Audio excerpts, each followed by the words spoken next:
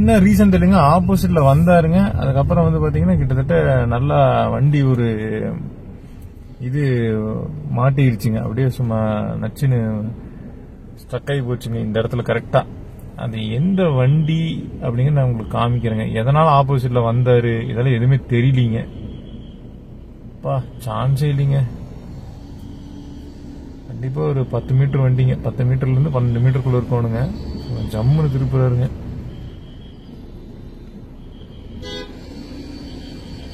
ஃப்ரண்ட்ல வந்து பாத்தீங்கன்னா இன்ச்சு தானுங்க.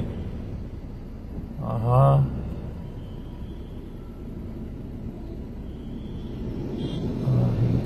கரெக்டா இந்த இடத்துல ஆப்போசிட்ல நின்று இருந்துச்சுங்க அந்த வண்டி. இங்க என்னாச்சுன்னு தெரியலங்க. இதே இடங்க, என்ன ரீசன் தெரியலீங்க. பாருங்க இந்த ஆட்டோக்காரர் தான், என்னன்னு தெரியல வண்டி எதனால இந்த வண்டி ஆப்போசிட்ல நின்று இருந்துச்சுன்னு தெரியலீங்க. இந்த வண்டி தான் நம்ம சைடில் பார்த்தோம்னா அந்த வண்டி தான் அது காரணங்க.